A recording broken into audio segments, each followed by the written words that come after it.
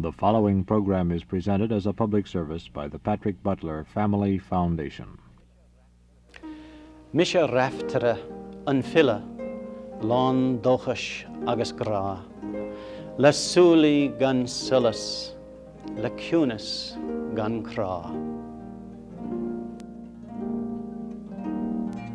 KTCA TV, St. Paul, Minneapolis, presents Ireland Rediscovered, a series of 13 programs dealing with the significance of the Irish nation which has emerged to statehood in our own times. Dr. John McKiernan, head of the Department of English at the College of St. Thomas in St. Paul, and an authority on Ireland, is host and lecturer. The title of this program is The Tradition of the People, a program on the literature of Ireland. Here again is Professor McKiernan. On the last two talks, I have talked about the classical literature of Ireland, the literature of a long time ago. On this program, I should like to talk about the literature of the people, that daily literature which kept alive for them their ideas, their hopes, their passions, their feelings, the things that happened to them. The reason I do this is because the classical literature of Ireland, as the classical culture of Ireland, suffered a great rupture, a great break in the 17th century. Cromwell was perhaps the last blow to the Irish culture, the Gaelic culture, the culture in the native tongue, so that the poetry that previous to the 17th century had been written by a scholarly caste, a poetry that was classical, a poetry that used a language far removed from the language of ordinary life, a poetry that had a highly stylized form, a poetry which was meant not so much to be sung as to be recited. This kind of poetry then tended to disappear, to wither on the vine, since the culture which had maintained it, particularly the system of patronage, this all went under the hammer blows of the Cromwellian settlement. The result was now that the people, although they were assisted by the dispersed and dispersing members of the poetic order, they had to now rely upon themselves, so that we have a literature now which is much closer to the people. It's perhaps keyed lower, and it's a very interesting literature too. Comparatively little study has been made of it. At any rate, we shall say that the 17th century then marks a watershed, a divide, and after that there's a kind of subsidence of writing in the native tongue and a gradual beginning of writing in English. Now, the poetry of the people didn't come in immediately, of course, nor did the old die out. You certainly understand me when I say one replaced the other. We know that this wasn't done with a great rush and just at the pull of a switch, as it were. Now, if we think of the Dublin of Swift, if we think of the early part, perhaps, of the 18th century, we have heard that Dublin, yes, that's the Dublin of Swift. Obviously, there was no one else of any literary merit. And yet we know from a Gaelic poet of that period that as late as 1728, there was a Gaelic literary circle, a group of poets, no fewer than 26 at any rate, because this number is mentioned and their names are enumerated by an Irish poet of that time by the name of O'Naughton, or O'Norton, it would probably be for us today. So there was no sudden break, you see.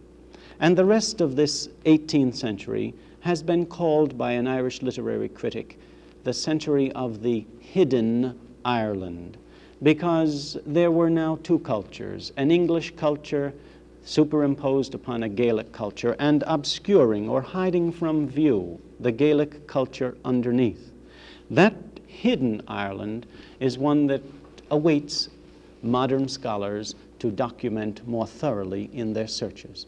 I'll introduce you to a little bit of it during this talk. So the 18th century then, the century after the break with the great classical past, is a century of the people, a century of the people's verse in both Irish and in English. And gradually, as the century moves into the 19th, of course, we get even a greater proportion of verse in English. I might mention, however, that even into the early part of the 19th century, we had remnants of the old classical order. That is, we had meetings of poets. This was a very interesting feature in Irish civilization, when poets gathered together in what was called a court, the bardic court, or the court of the bards. And there were poetic competitions. Challenges were issued to a man. Can you write a poem on this, and do it now? And how quickly can you compose on a given subject? As well, of course, as bringing in and listening to poems that had been composed under more quiet conditions. Now, we do know that in some parts of Ireland, in the south and in the north, some of these bardic courts did last down into the 19th century. Nonetheless, for the most part, what I shall be talking about today is the poetry of the people, not the poetry of the professional bardist who in classical times had had a patron in a chief or a king. The poetry of the people, the poetry that recorded their joys and their sorrows, the death of loved ones, the going away of immigrants, local catastrophes or disasters of one kind or another, poems singing the loss of the country's freedom, poems of this sort, close to the people, and sometimes composed by bards whose names have been left to us, and sometimes composed anonymously.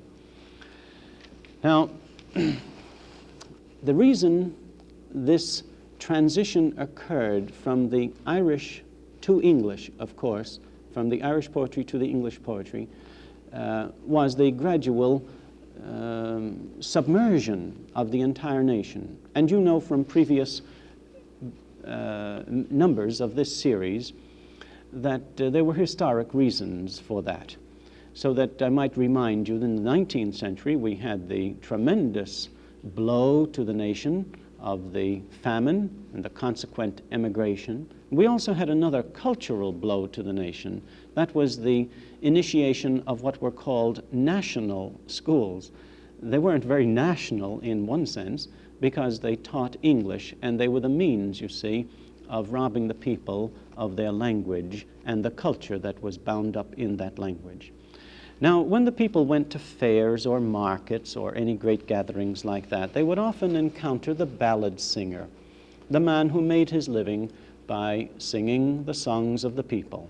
And of course, as the English language spread more and more throughout Ireland, and particularly in the 19th century, these were often printed, these ballads, on what were called broadsheets, and distributed, of course, for a penny or two, and they proved very popular indeed.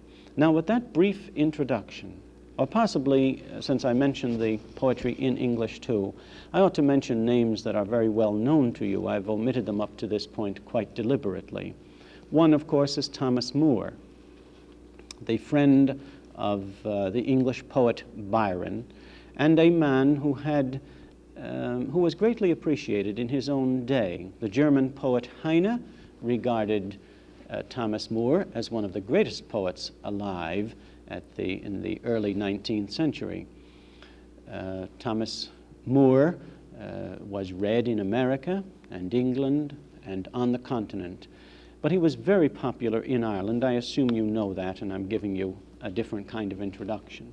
In the mid-19th century, another group of writers with a deliberate intent to stir up a national self-respect, a group of writers called the Young Islanders, the people who associated themselves with a publication called The Nation.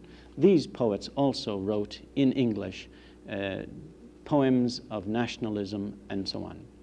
So with that very brief introduction, I shall now illustrate for you the points of introduction. For instance, in considering the loss of patronage, the decline of the Gaelic order, when now the poet was thrown out on his own to wander, to beg, to get along as best he could, I may read you a poem that might shock you a little bit, disturb you at any rate. You might think it a bit vulgar, and I don't have time to convince you otherwise of its real rhetorical delights, and also explain more fully, perhaps, all that it does represent. At any rate, this is a 17th century poem translated into English in the 20th century by a poet whom you may know, James Stephens, whose works now have been coming out in paperback edition. Well, here is this old Gaelic poet who can remember better days when his art was cherished, when he himself was personally appreciated, and when he was a person of some standing, you might say, in the community. But now they've fallen upon evil days. His patron has been thrown out of his own holdings. There's a new owner. There's a new language spoken there now. And no one has any appreciation for the poet who represented the traditions of the nation. So this poet pictures going into a tavern, for instance, where once he had been welcomed, and my goodness, it was quite an honor for him to visit, and nothing was too good. The tavern owner gave him all he wanted and felt honored by the visit of the poet. But the poet now, cast off and rejected in the new society, now visits, and he can't even get a glass of beer. So he mourns the change of fortunes, and it may help you understand what is meant by the loss of patronage or patronage. He says now of the girl behind the bar, "The lanky hank of a she in the inn over there nearly killed me for asking the loan of a glass of beer. May the devil grip the whey-faced slut by the hair and beat bad manners out of her skin for a year. That parboiled imp, with the hardest jaw you will see on virtue's path, and a voice that would rasp the dead, came roaring and raging the minute she looked at me and threw me out of the house on the back of my head. If I asked her master, he'd give me a cask a day, but she, with the beer at hand, not a gill would arrange. May she marry a ghost, and bear him a kitten, and may the high King of Glory permit her to get the mange." That sort of occasional satire doesn't exist too much in English, but it illustrates, as I say, the loss of patronage and how it registered on one man, a 17th century Irish poet.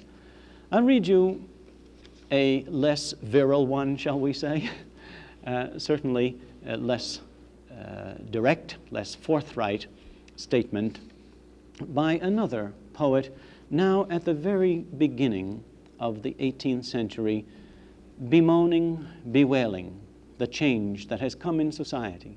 And there is no place in this new society, a society now, you see, which is more English-dominated than any society had ever been before in the history of Ireland. And there's no place for the Irish poet. So he begins a longer poem. I'm reading you only a few lines. He begins a longer poem which reflects the change that has come about, and it is a change that is reflected in the language now, which is dominant in the country. So he writes a poem to the Irish language. And all through the history of Ireland, you might remember occasional remarks I made on that subject in earlier numbers of this series. All through the history of Ireland, one could say that love of the Irish language was a specific and at a very noticeable measure of the scholar. This was most extraordinary. Well, now, the poet then, at the beginning of the 18th century, in singing a song to Ghaelga Vílis, O sweet tongue of Ireland, he begins it, O sweet Irish tongue of the beguiling airs, swift, bold, strong as the beating waves. 'Twas no crime once to speak you in Fola. Fola is another name for Ireland. And your bards went not in peril of their heads. So those two poems, you see, help us understand the passing of the old order, and this taking place in the 17th and continuing over into the 18th century. Well, now, I said earlier, too, that these poems reflected immediately now the common, ordinary, daily problems, troubles, joys, griefs, and sorrows of the average citizen. Let me give you now, as an example of such a poem, one which tells us of the death by drowning of the three sons of a man in the south of Ireland. Three of his sons and his son-in-law had gone out fishing, and their boat was overturned. They crawled up upon a rock which is several miles off the coast of what is known as Cape Clear in Ireland, in County Cork. They crawled up on this rock, a rock now, by the way, which some of you may have seen on your way to Europe, because there's a lighthouse there, Fastnet Rock. At that time, of course, there was no lighthouse. So they crawled up on this rock, glad indeed that they hadn't been immediately drowned. But the tide rose higher and higher and higher, and they were drowned. But this process of slow drowning took several hours.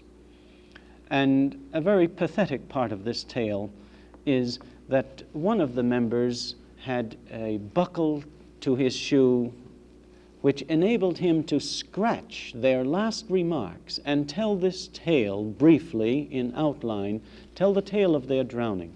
Scratch this on a piece of the boat that had been broken against this rock and which they had rescued. So this eventually floated to shore along with the bodies. And here this remnant tells the tale. Now the rock at that time was called Carrig Éinear, which means the lone rock. I can't read the entire poem, but enough to give you a taste and to illustrate what I had said earlier about the sorrows of the people, and to give you a taste too of Irish poetry translated into English before English poetry itself was English was being used for the balladry of the times. On that Monday of woe, far away you did row, calm and peaceful the sea was, an hour ere dawn's glow.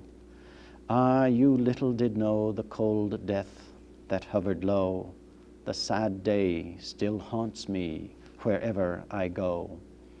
Young Donald, he was the babe of the three. 2 weeks from their sailing, he came back to me, with the wind on the lee and the waves running free. A pale, lifeless corpse, he returned from the sea. This is the father singing the loss of his sons, and also singing the loss of his son-in-law, but reminding his daughter that you may have an opportunity to get another husband, but I shall have no more opportunities to have more sons. It's a very touching tale, I think, and it illustrates, as I suggested, the sorrows of the people. Well, now, love is a very popular subject in any land and any time, and we might expect that the songs of the people also dealt with love. And I think we should not be disappointed in our expectation. I shall read another that was translated into English. This is called The Snowy-Breasted Pearl, to give you an idea of the kinds of songs and poems of the people. There's a colleen fair as May, for a year and for a day I have sought by every way her heart to gain. There's no art of tongue or eye, fond youths with maidens try, but I've tried with ceaseless sigh, yet tried in vain. If to far-off France or Spain she'd cross the watery main, to see her face again, the seas I'd brave. And if 'tis heaven's decree that mine she may not be, may the Son of Mary me in mercy save. a little touch then of one of the songs of the people, and the translation of it, of course, in English. Now I might read to you one that was written in Ireland in English, an English ballad, again a love ballad called The Dark-Eyed Sailor. And I can show you an original woodcut of this period to illustrate this poem. This kind of woodcut might have appeared on some of the broadsheets, which were the means of distribution, as I remarked before. So the dark-eyed sailor, as I roved out one evening fair, it being in the summer time, to take the air, I spied a sailor and a lady gay, and I stood to listen, to hear what they would say. He said, "Fair lady, why do you roam? For the day it is spent, and the night it is on." She heaved a sigh, while the tears did roll, for my dark-eyed sailor, so young and stout and bold. Well, this is a very interesting one, inasmuch as it represents the type of poetry that appears so often in many languages. He wants to test her love, and he tries to become free with her. She rejects him, and then he identifies himself, of course, as the absent lover, and all is well. Now, another type of poem of the people deals with another social situation. This is called The Girl I Left Behind Me. And again, you see, a young Irish recruit gone overseas in the army has left behind him his true love. I read you a few lines of that, again simply illustrating the joys, the loves, the sorrows of the people. The girl I left behind me. Come all ye handsome, comely maids that live near Carlow dwelling, beware of young men's flattering tongue, when love to you they're telling. Beware of the kind words they say, be wise and do not mind them. For if they were talking till they die, they'd leave you all behind them. Again, this goes on and continues with the eventual hope, of course, of a reunion of the loved. Now I should read you, by way of contrast, a patriotic song. And this, I think, is a most appealing one.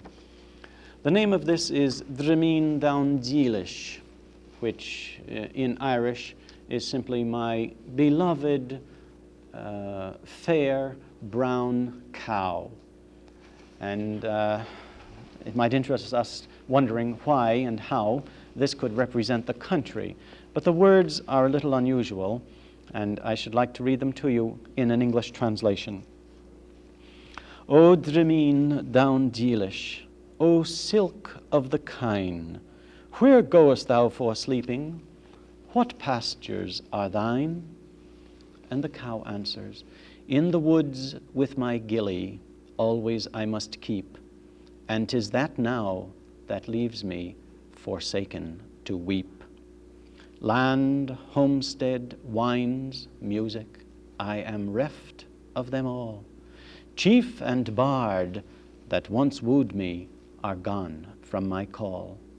And cold water to soothe me, I sup with my tears, while the foe that pursues me has the drinking that cheers.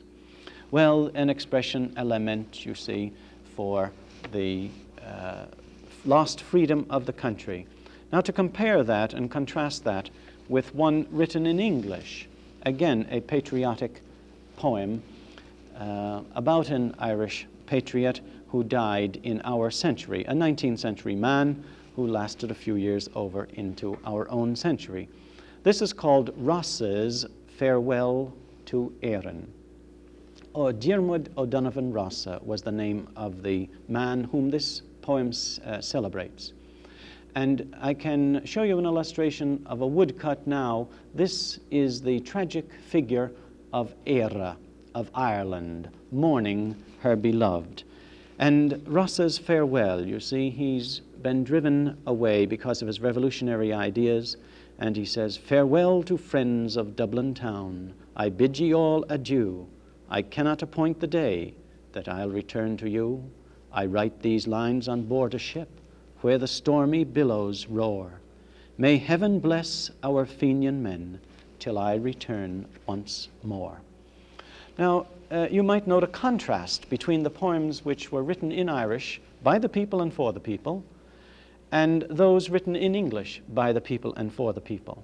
And that contrast, I think, is perhaps obvious, but it represents a change in the culture.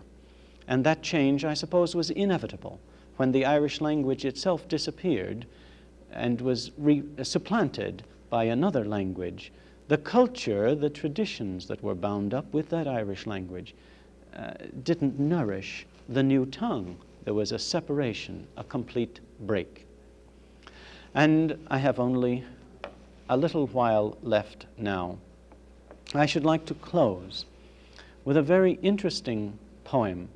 This is the poem whose lines I quoted to you in Irish at the very beginning. This is the poem of a man who was poverty-stricken, who wandered the western roads of Ireland, half blind or totally blind, we're not exactly sure, but with very little, if any, sight. And at one time he was asked, this man died in the first quarter of the 19th century, I think 1835, but you see he lived in the early part of the 19th century. The old order was gone, but he cherished its beauty and its memory. And he was asked one time by someone who didn't know him, but who appreciated the poems that this man gave in exchange for a night's lodging, and said to him, "Who are you?" And he answered, "Misha Raftra an Filla, I am Raftery the poet, full of hope and love, my eyes without sight, my mind without torment, going west on my journey by the light of my heart, tired and weary to the end of my road. Behold me now, with my back to a wall, playing music to empty pockets." I think it's a very touching, gentle lyric, and appropriately rounding off, perhaps, what we have had to say about the decline of the old order, the decline of the system of patronage which kept alive a classical, scholarly kind of poetry, which was succeeded then in the 18th and 19th centuries by a popular kind of poetry, both in Irish and in English. And in rounding it off with the presentation of Raftery's words, I would remind you of the gentle irony in the situation. When asked his name, he says, "Misha Raftra an Filla, I am Raftery the poet." Since in, you see, the Irish language and in the tradition it represents, no man could claim any greater status in the world than the status of poet. It could be said with gentle pride, good wine needs no bush, and one need not beat his breast, or say it in neon lights, if he could say, "I am Raftery, the poet." Misha Raftere an Filla, lon dochish agus gra, le suli gan sulus, le cunas gan cra.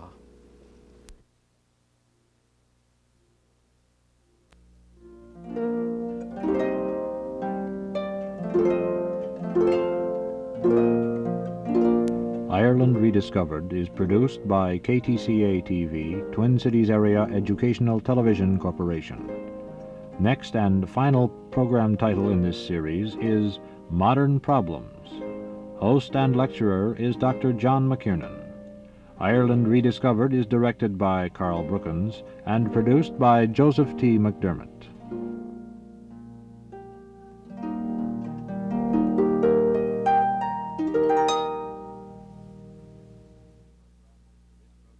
This program was presented as a public service by the Patrick Butler Family Foundation.